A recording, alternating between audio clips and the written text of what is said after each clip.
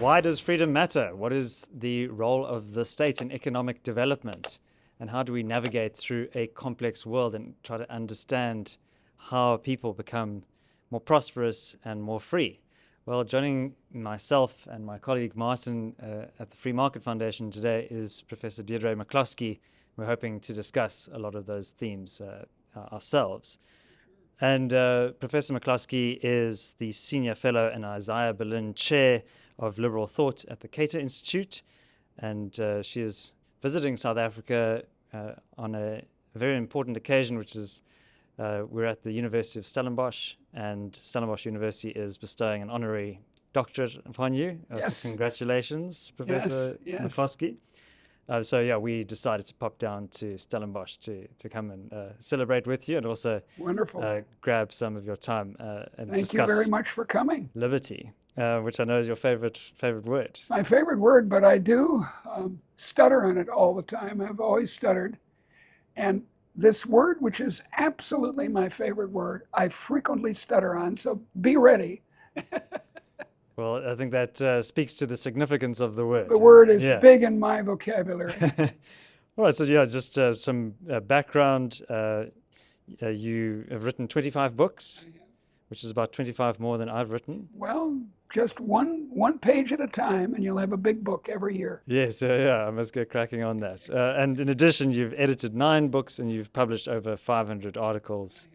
And you also have quite an eclectic array of intellectual interests: economic history, economic theory, ethics, philosophy, feminism, rhetoric, statistics. And you're also a professor of communications in addition to your economics background. And of English Lit. I was in the English department as well, so that's fun. When I get sort of bored, I move into a completely different field. Yeah, so we're all in the business of trying to understand the role that freedom plays in driving human flourishing and development. And, but I think if we just had to take a bit of a step back and think about, what does it mean actually to think about economics, economic growth, economic opportunity?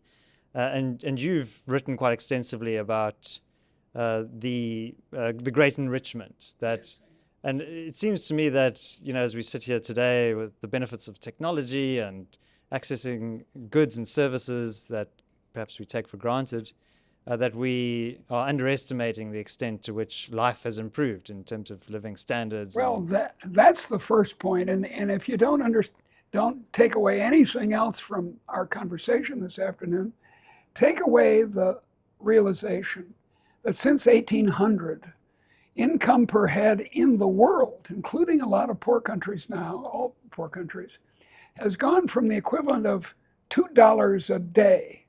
Now try living on $2 a day in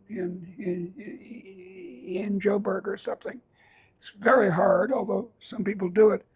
It's gone to $50 a day, and in the United States, 130, much higher even in Switzerland. And this is a magnificent change, because the ancestors of everyone in Africa and everywhere else, for actually hundreds of thousands of years, were bouncing along at $2 a day, and then there'd be a little bit of increase, and then boom, it'd go down again. And then around 1776, I like that symbolic date. What was important about it is the publication of Adam Smith's The Wealth of Nations. There may have been something else going on, but the main thing was Adam Smith. I always cross myself. It's a complete transformation. And we economists and lots of other people tend to think of it as being about capital accumulation, the accumulation of capital. That's how Marx viewed it, but also Adam Smith. And most modern economists. But it didn't really come from capital accumulation.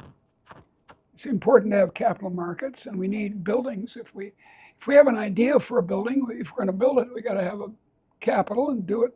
But we also need labor and good weather and all kinds of other things. But what changed was the idea that everyone should have equality of permission to venture. And this is a wholly new idea. Before, you were supposed to stay. If you were a milkmaid, you stayed a milkmaid. If you were the king, you stayed the king. There was extreme hierarchy. Masters. Everyone had a master. Even the kings had masters, God, presumably. And what happened is that the idea of mastership was attacked and to some degree overturned. And even commerce itself was organized into these guilds. It was in guilds and was heavily regulated. When someone late in the reign of Queen Elizabeth in England invented a knitting machine, she outlawed it because it was going to make unemployed a bunch of knitters. And that kind of attitude that innovation is bad, let's not do any of that, let's stay the way we are, made people very poor. And yeah, and you mentioned that the kind of wealth that people had went from $2 a day to about 50. Yeah. But that's not an equally spread thing. I mean, the Free Market Foundation has its Liberty First program now, where we're actually trying to convince the government that the countries around the world and through history that have chosen very specific policies, free markets, free trade, constitutionalism, property rights. These are the things that actually produce prosperity. And then one of the results of the Fraser Institute's Economic Freedom of the World Index that you'd be familiar with is that the people in the poorest quartile, the quartile of the most government interference in the economy, earn about 8 times less than the poorest 10% of the population in the freest markets of the world. So it's not a perfectly spread phenomenon. Well, and the perfect case in your neighborhood is Zimbabwe, which is a complete mess because it has a very interventionist government, also a bunch of thieves, but it's not so much corruption that's the problem, it's just bad policies. Taking over white-run farms and putting in their place people who don't know about farming, for example. This is not a good policy. So anyway, yes, that's right.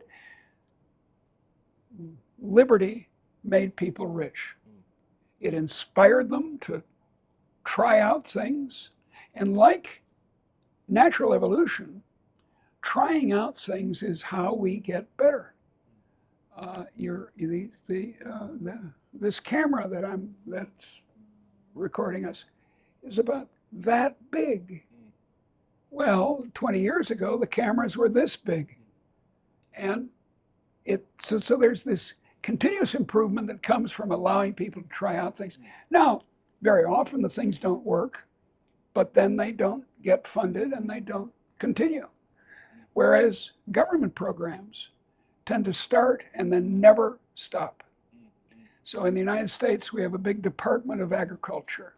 Well, in 1900, 1/3 of the population was on farms. You'd think, well, okay, you better have a Department of Agriculture in the federal government.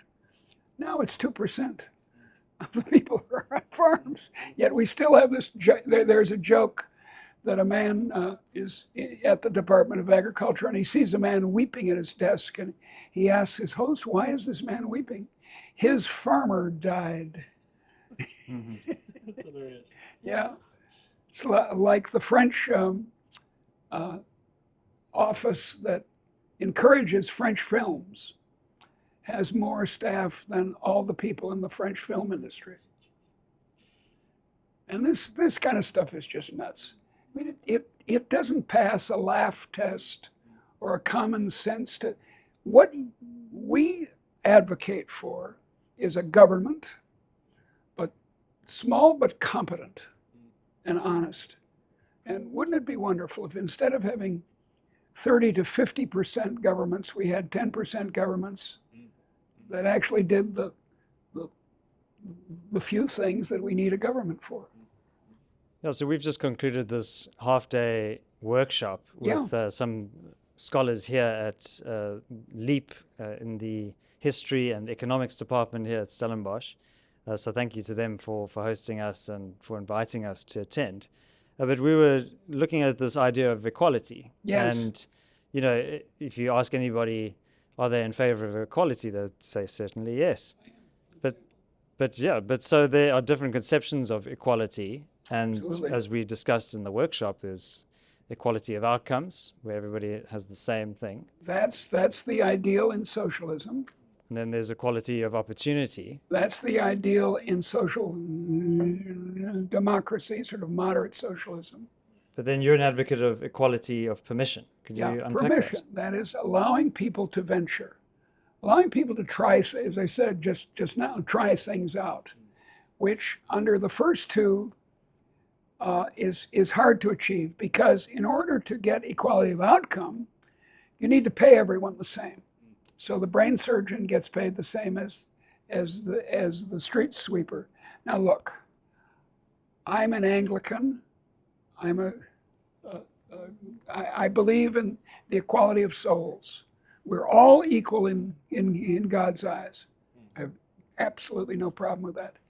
And inside a small group, like a family or a group of friends, equality of outcome works just fine. You don't have Cinderella forced to stay at home while her sisters are going out to compete for the hand of the prince, right? You treat all the children the same. And in a group of friends, you don't have, I'm better than you are, so I'm the boss and you're just a peon. We don't do that with friends. But this idea that we can make the nation into a family that's equal makes no sense at all. And the socialist ideal of equal outcomes creates economic chaos. And the equality of opportunity, which sounds so much better, we're going to get everyone at the starting line of the race equal. Well, that too involves massive government intervention. And here's the sad fact. We can't come close to achieving equality of opportunity. Some child born in South Sudan can never be even close to equal to a child born in France. The only way to make her equal is to give her a airline ticket to Paris. So what's practical is to get the hooks and chairs out of the ways of people's lives. For example, professional licenses are very often corrupt and scarce, and this is no good. Tariffs on foreign trade. Why shouldn't you be able to buy what you want from some other country? Rent control. The minimum wage is one of the main causes of unemployment in South Africa. In fact, your labor laws in general, where you can't sack anyone without legal proceedings practically. This also, it sounds like it's going to help the poor and give them equal opportunity or equal outcome. No, it doesn't. It's worse for them. I don't care about the rich. I'm not here, I don't have a big brief for multimillionaires, but I do care about the poor. That's why I got into economics in the first place, and that's why I stay here. I want to help the poor.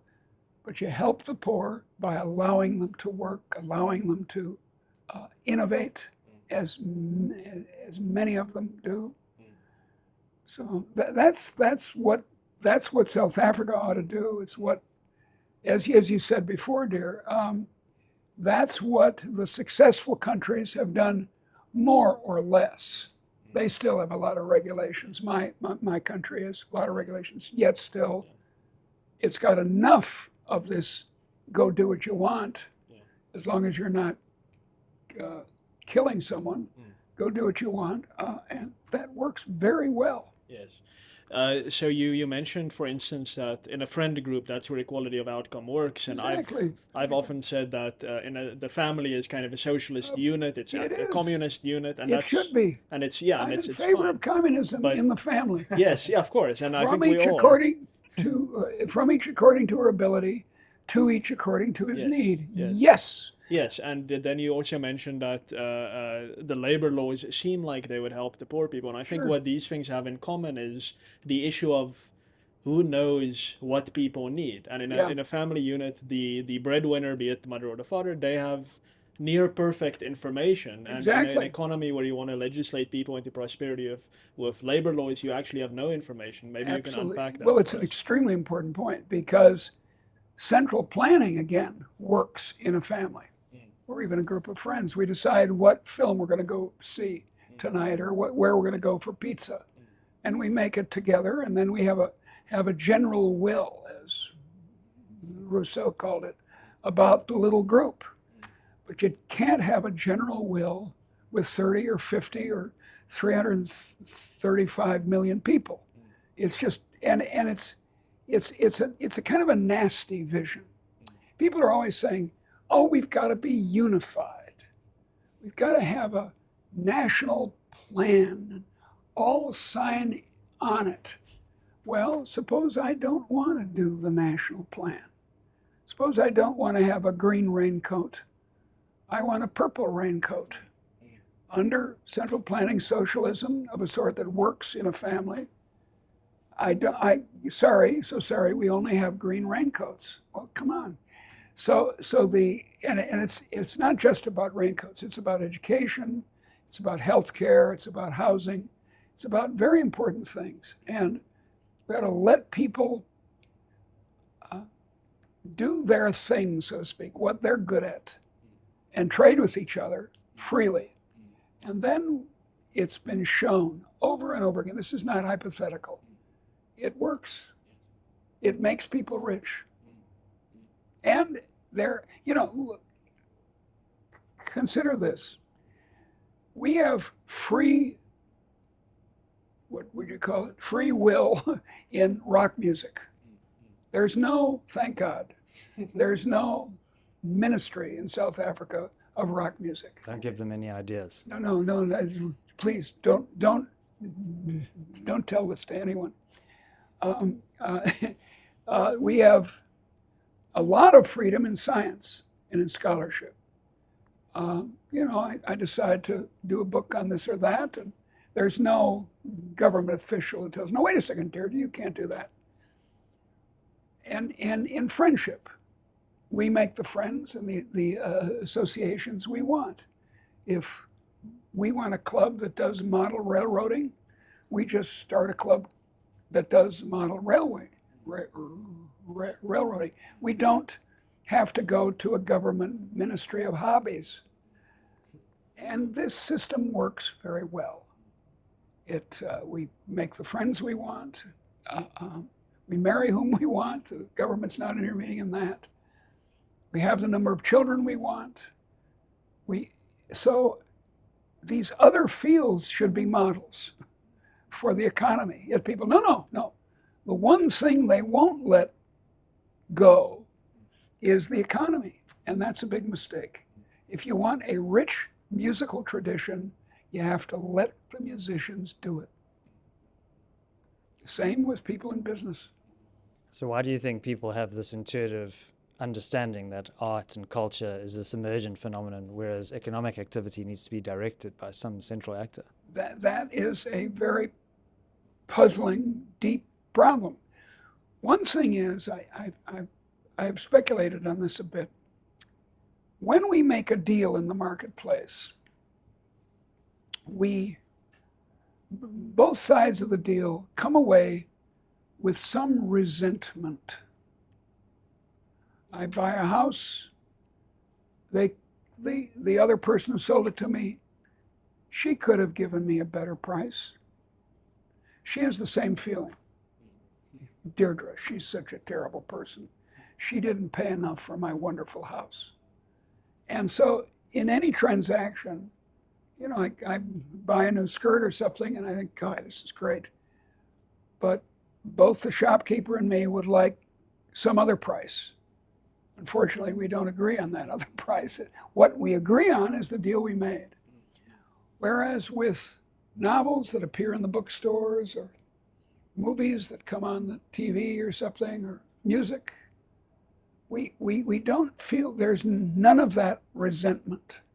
I mean, there's a lot of music I don't like, but I don't get angry about it. Well, I recently read Johann Norberg's book, Capitalist Manifesto. Yeah. And he said, well, he noticed this observation, which is when you go to the store, both of you say thank you when you're doing the transaction. Yeah, I know. The cashier says thank you for your custom, and you say thank you for the goods. Yeah, and that's double thank correct. yous. That's sensible, and when we do it, it works. But there, as I said, there's this problem. It's kind of a peasant mentality that maybe that's it. I don't know. Here, another problem, of course, is that we come out of economically, as we just said, socialist institutions, namely the family or the group of friends, in which material socialism works. We don't give one child more food than the other. If they're teenagers, you have to, but otherwise not. And so maybe that's it. Maybe it's that then they enter the adult world and suddenly they're having to pay for all this stuff that they got free before.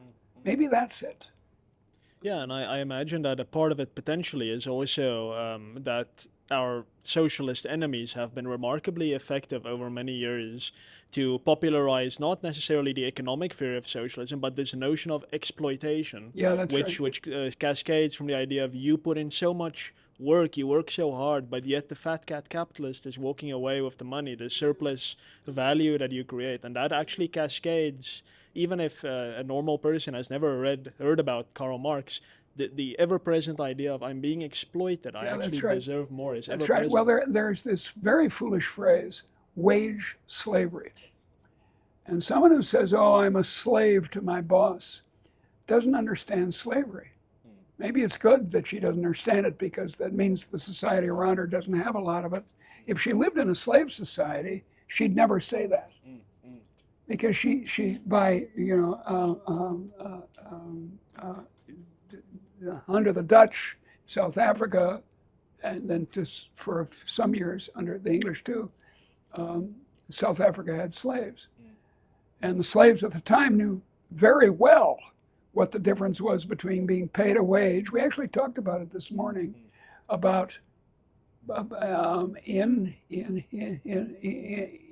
Cape Town. Many slaves were freeing themselves by working on their own account, because in a town like that there were lots of opportunities, and they bought their freedom, which they valued very highly. So anyway, this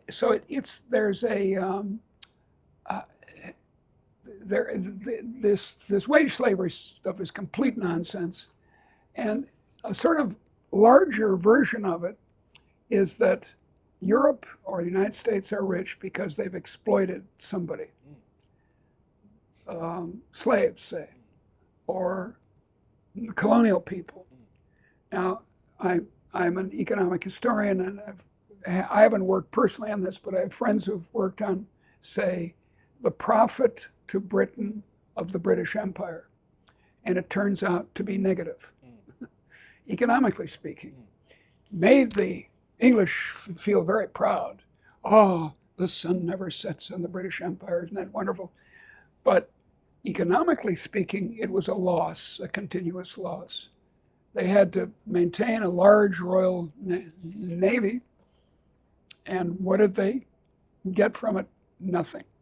Well, they didn't get nothing, but they got very little. It wasn't profitable. So this whole idea that, as you said, that exploitation is where it comes from is crazy.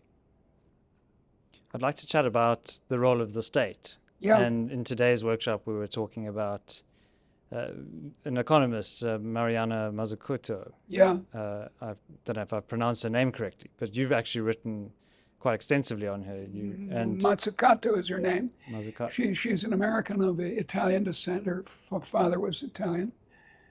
And she has a book, I think it's 2011 or thereabouts, called The Entrepreneurial State. It sounds very fancy. It sounds wonderful. Boy, we need more innovation. We need entrepreneurs. We need people inventing stuff and marketing it. Oh, boy, it's great. Ah, yes, the state can do that. But the state is exceptionally poorly organized to do that. The state necessarily is a monopoly of violence. That's what it's for. We don't want to have a bunch of competing gangs exploiting us. We want one state, and then we have to watch it. And she thinks the state can control innovation or can encourage innovation. Now, what I really don't understand about her argument is why she thinks some arts graduate in Pretoria can decide on the mining industry in South Africa. Where did that come from? She's not even a mining engineer. So come on, let's get serious. If you want innovation, you have to let people try things out. It's just like biological evolution. If you want animals and plants to thrive, leave them alone, and they work out new specializations. And that's what happens in the economy. Yeah, and a lot of economists, like the recent Nobel Prize winners, Darren Acemoglu and James Robinson, they argue that it's institutions that help to drive economic development, and that you need inclusive institutions as opposed to extractive ones. And well, we certainly don't need extractive institutions. One of them is called the modern state, which is very big, much larger than it once was.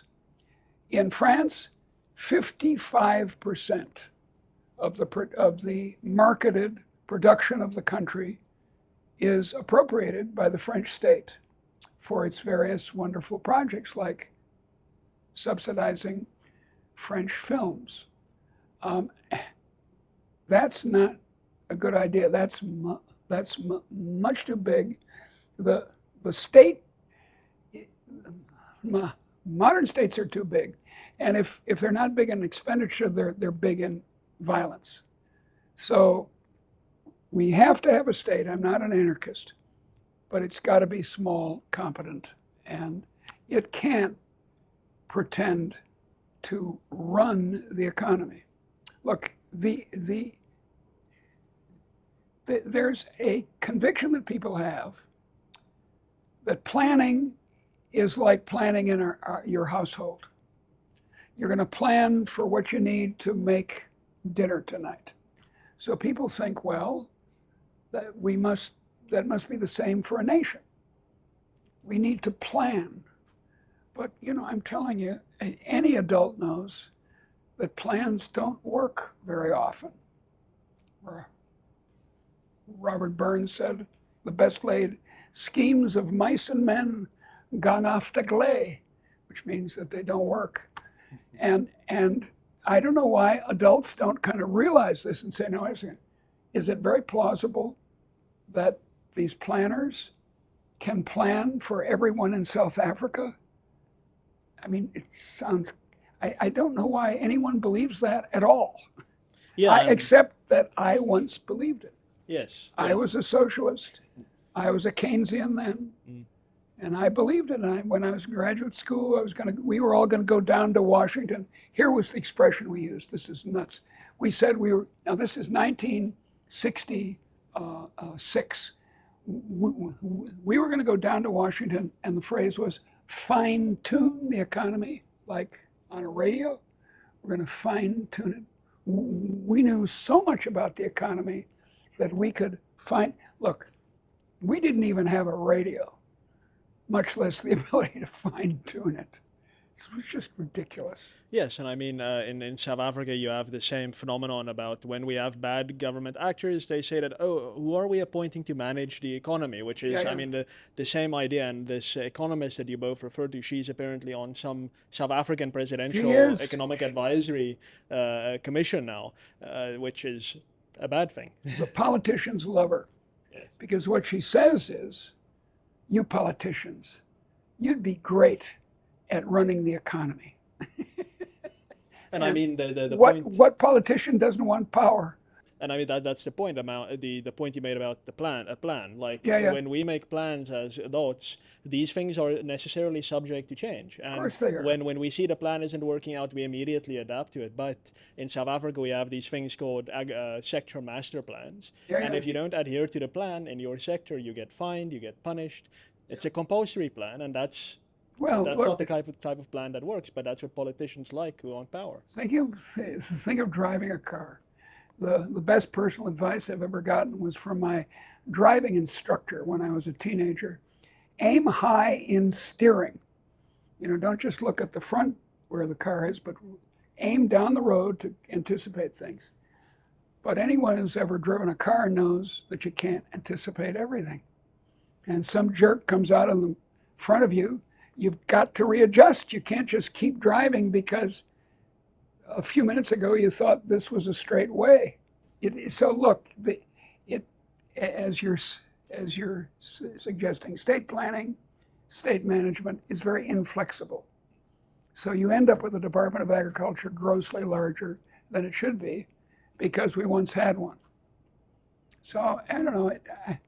I have friends who are in the federal government, dear friends, and I love them. I don't hate people in the state, and I want the state to be run well when it does what it does, but it's too big, and it's too interventionist. I mean, rent control, for example, is a completely crazy idea, which is very popular. Ordinary people think, yeah, damn right. Screw the landlords. For one thing, they don't know that the landlords are people, apparently. So there you are.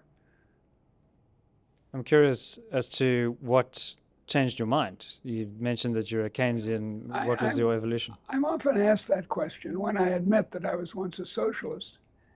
And it's not that I was once an agnostic too. I wasn't an Anglican as I am now. In 1998, I was baptized for the first time.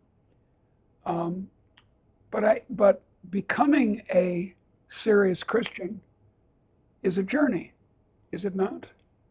And I'm an academic, so I tend to look at these things through books. So I read a lot of books. I have a book I've written about theology and the economy, but it's not something that happens on the road to Damascus, bang, like that. And the same true here. I slowly, the more I studied economics and economic history, the more obvious it became to me that, say, the American New Deal in the 1930s didn't work. Franklin Roosevelt was a good president in many ways and an ethical good man in many ways, and charming as could be. He could charm the birds off the trees. But his economic policies were just idiotic and slowed the recovery of the American economy from the terrible unemployment of the Great Depression. It took us basically until the war to recover. And then most economists after the war thought that the Great Depression was going to resume, but it didn't. We brought all those soldiers home, and it didn't go back to the Great Depression, which suggests that there was a change in attitude. And the change in attitude was that people stopped fearing that the United States was veering towards socialism. And that's what brought us out of the Great Depression eventually. I think there's an impulse in economics in particular that tries to strive for some kind of scientific status, that these are all fundamentally technical questions, and that we just need to work out how the economic machine works so we can fine-tune it, as you said. Yeah. Could you unpack that a bit? I think economics is a science because I believe in using the word. We ought to be talking about systematic, careful inquiry. I'm an economic scientist. My other colleagues in economics are, for the most part, economic scientists who are seriously trying to understand the economy. Okay.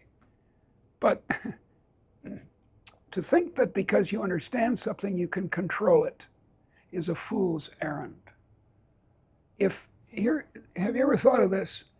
If these economists who claim to be able to fine-tune the economy and they see the opportunities that people in business for some reason don't, why don't they quit their job at the central bank or wherever it is and go into business? If they're so darn good at predicting the future and knowing which, like as Matsukato says, what innovations are going to be big, and so shut up and make your money. And so it's the old joke, I call it the American question. If you're so smart, why aren't you rich? And it's a very good question. If you could predict the future of rock music right now, you could make a practically unlimited fortune. Because you could hire a bunch of musicians and start doing the rock music of next year and make your fortune. And the same is true of the economy. So I'm not against, here's another way of putting the same point. Economics is necessarily a historical subject. It's very good and helpful in understanding the past. We had excellent papers by young scholars this morning here on slavery in South Africa, especially in the early 19th century, before the ending of slavery in the British Empire. And it was, so for the past, we can use economics, but you can't predict the future of human creativity. Yeah, because you're ultimately dealing with highly complex systems with multiple variables. It's not just the complexity.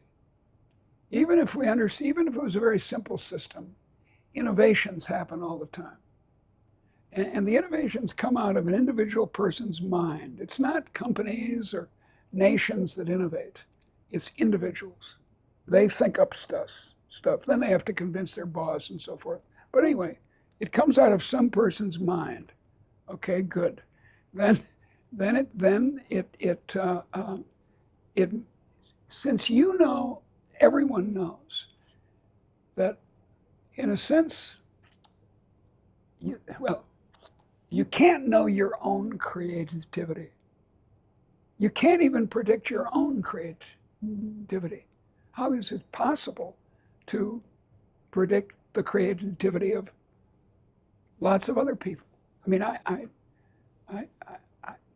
my ideas, as I think is appropriate, have developed as a scholar. 10 years ago, I would have said slightly different things in this conversation. 50 years ago, very different things. I said, yes, we should plan, and let's go down to Washington and fine tune. But I didn't know how I was gonna develop intellectually, or else I would have leapt right to my present conclusion, right? If I was so smart, why am I still stupid? Yeah, I mean, let's veer a little bit maybe to the political. Yeah. I think you and I discussed a little bit before we started recording about how we're lacking visionary leaders and Yeah. politicians today are largely just bureaucrats. But we mentioned one potential exception, and that is Javier Milei in Argentina. Do you have Yeah. some general thoughts maybe about what President Well, Milei is I doing? didn't meet him personally, but I was down in Argentina a few months ago at a conference that the Cato Institute organized. And he spoke there, and I didn't understand Spanish. You people in South Africa, you all know a bunch of languages. I don't. I know one language, not very well, called English. And he had a bunch of fans, 1,000 people in the room, and they all loved him. And that must have been nice for him. But he's taken a really good line in deregulating one of the most regulated economies in the world. North Korea is probably more regulated, but that's about it. And he's got a group of young economists, free market type economists, And they're stripping away regulations like mad. And look, here, words matter. Regulation sounds like a great thing to do. I mean, to the ordinary person, of course we should regulate this new factory, or regulate this market, or regulate this AI, as the current people say, oh, we got to regulate. Does it seem plausible to you that the South African Parliament will make intelligent rules about artificial intelligence? I mean, I don't believe, I would rather be governed by the first 100 people in the Boston phone directory than the 100 people in the United States Senate. I mean, really, this would be better. They're just ordinary people, and they have their common sense, and we'd propose stuff and they'd say, what are you talking about? You're crazy? Whereas in Congress or in the Parliament, they're not going to make good decisions about the future for South Africans or Americans. And you know that our new President, Donald Trump, I can hope that he'll be like Milei and a significant deregulator. But he has a bunch of other very illiberal policies, rounding up 11 million illegal aliens and putting them in concentration camps. That sounds like Nazi Germany to me. So I can pray as an Episcopalian. And by the way, Episcopalian prayers are very powerful. So if you want any prayers, come to me. But it's only a prayer right now. So my understanding is your name, McCloskey, is an Irish name. It is indeed, as is my first name, Deirdre. And Ireland has a very interesting history. I've never been there myself, but Yeah. I think the fact that many people would have considered Ireland something of a hopeless case for Absolutely. many centuries. When I was first there in 1967, in the summer of 67, Ireland was a third world country. It was priest-ridden, among other things, but it was very poor. The next time I went there was 1996, a long time afterwards, and O'Connell Street was thronged with prosperous Irish people. What had happened in the meantime is that the government had relented. It had significantly deregulated. Ireland in the 30s turned socialist. Now, they didn't grab all the means of production, but they nationalized a bunch of industries. But they regulated the economy to within an inch of its life. And they decided, after many decades of not growing at all, which, by the way, is true in South Africa to some degree, they realized that this wasn't working out. And so they did two things. They improved their educational system. Well, three things. Improved their educational system, opened their economy to investment by cutting the corporate income tax, which the rest of the EU hates, but they cut it, so they got a lot of business. And they deregulated to some significant degree. And now Ireland, among big countries, big-ish, it's not very big, but I'm sort of accepting the Persian Gulf Emirates and little teeny countries like that. Among big countries, Ireland has the 5th highest per capita income. I mean, this is remarkable. Goes from third world, and by the way, this has happened over and over again. Hong Kong, 1948, was just as poor as the rest of China. Under the rule of Britain, the very light rule, enforcement of the laws, so you could sue someone for breach of contract. Crime was held down by the colonial. It was a crown colony, and they left them alone. And within 3 decades, a long generation and a half, Hong Kong had almost the same income as the United States per capita. And it happened in South Korea. And in a longer span, it happened, as you said earlier, dear Martin, it happened in places like Britain and the United States, France even. The French, the most statist country in the world, nonetheless gave its people enough of this freedom that they went to town and they innovated like mad. And they all became rich. So you want to make your country rich, leave people alone. So in our country here in South Africa, I guess you could say there have been two dominant ideas. The one is nationalism and the other is socialism. Yeah. But we do have a very long history of liberalism that actually goes back to the mid-19th century and maybe even earlier in the Cape in particular. Yeah. And I was wondering if you could maybe reflect on the power of ideas and the role that plays in shaping political and economic outcomes. History is run by ideas mainly. Now, I was a Marxist once, and I believe that history is run by the history of all hitherto existing societies is the history of class struggle. I believe that because it was really simple. You could interpret everything through this lens. But that was wrong. It's ideas that matter.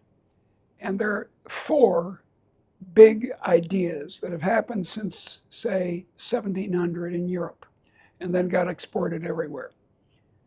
The first one and best was liberalism. That's a outcome of advanced intellectuals in the 1700s, like Adam Smith. I always cross myself when I mention Adam Smith. The second big idea was nationalism in the early 1800s. In the middle of the 1800s, the third big idea was socialism. And in the late 19th century, the big idea was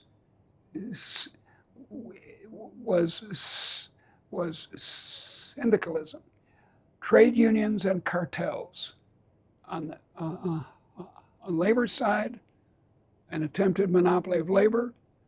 On the boss's side, an attempted monopoly of production. The last 3 were terrible ideas. And yet the National Socialist Workers' Party in Germany was Hitler's party. National, you check it off, National Socialist German Workers' Party. That's what the word means. That's how he got the word Nazi from Nationale. So in the war of ideas, your institute and mine are working to turn the tide, to get people back to what I like to call adultism.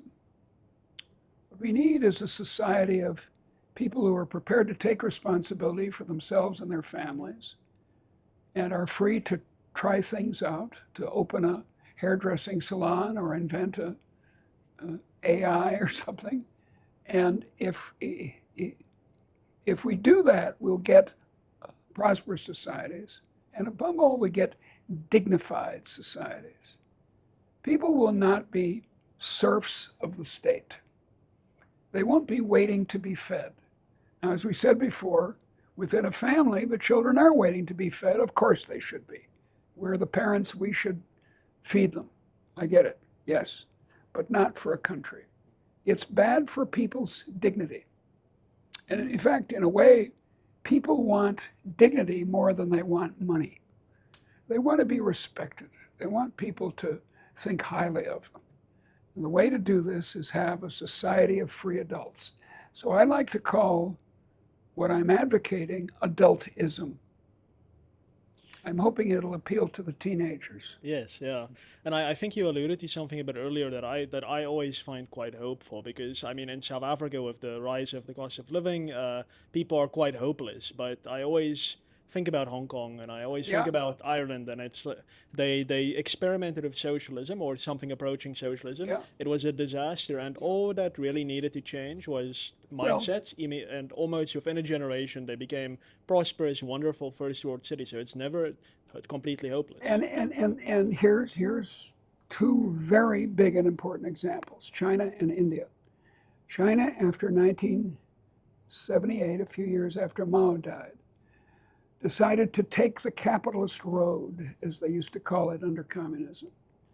And they started to free up the economy. They didn't free up anything else. No free speech, no free press, no other parties than the Communist Party, but still, for the economy, they let people do stuff. 1991, Singh became the prime minister, and he and his friends started doing the same thing in India. And both countries grew dramatically. China now has the same average income as this world figure I gave you a while ago, $50. To sort of fix ideas, China's income per head is the same as Brazil's. Now, India is much poorer, but it's growing like mad. Now it's growing faster than China is. Xi Jinping has essentially tried to reintroduce socialism, and he's gradually doing it. And so Chinese growth the rate of growth is going down. It's a little hard to tell because they lie about everything, so you're not quite sure. But India, where they don't lie on the whole, is growing at 5% per capita. You solve an awful lot of social problems with a generation of 5% per capita growth every year. That doubles income very quickly. And I was just in India. That's where I got the current haircut I have. I was at a conference there, and it's still appallingly poor. I've been to India once before, and people sleeping on the street. Very poor. But it's noticeably more prosperous than it was. And if they just let this happen, and Modi, whom I don't at all approve of his Hindu nationalism, but he's left the liberalizing policies in place. Although I had an argument at the conference I was at with his main economic advisor, who claims to be a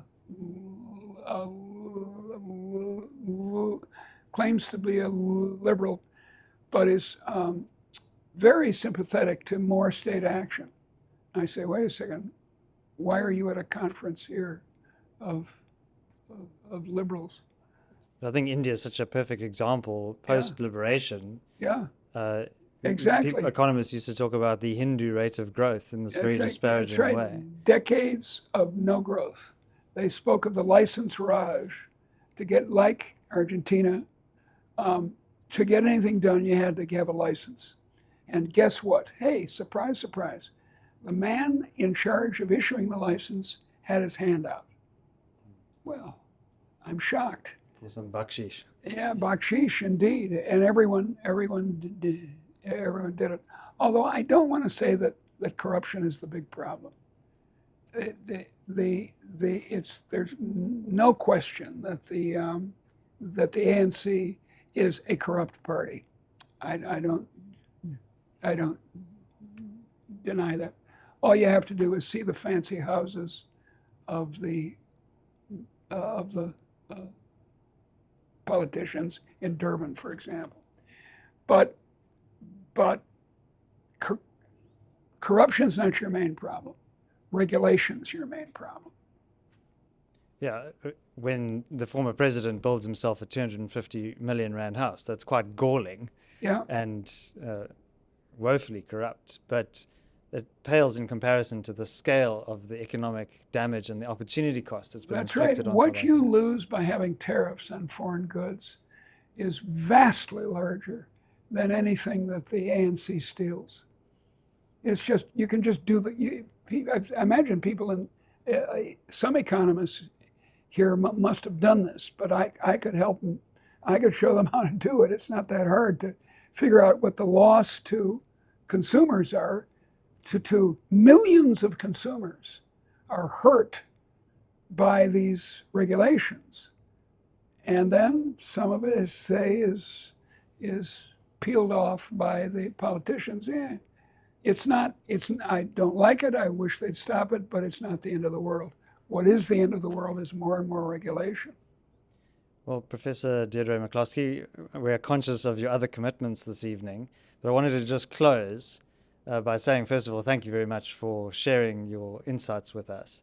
But also, perhaps you could leave us with some words of encouragement for those who care about advancing the cause of liberty in Africa. How can we advance that mission? Well, by doing what you're doing in your institute, by trying to persuade people. Here's the thing, we have to change public opinion. And indeed, we as the kind of intellectuals who write papers and do editorials and so on, that's good. I do it, you do it. That's a good thing. But we somehow have to get it down to the level of movies, rock music, country music. We've got to get it. We have to get it down to where the people are. In the culture. And it's got to be a cultural change. And I think we can do it. We can encourage people to think of themselves as adults, as they want to, and as independent adults. That doesn't mean we don't give help to people who get flooded out or die of AIDS or something, but we should be focusing on giving people not the tools. They don't need the tools. They make the tools. One further point, education is not the way forward. Now, I'm in the business. I'm a professor, was for a long time.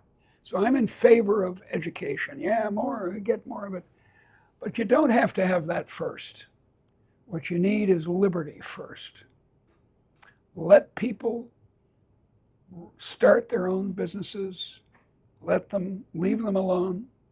Don't overregulate the taxi cab industry, etc. Deirdre McCloskey, thank you very much for sharing your knowledge with us at the Free Market Foundation. Thank you.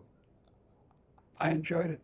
And if you enjoyed this conversation, please do let us know your thoughts down in the comments section below.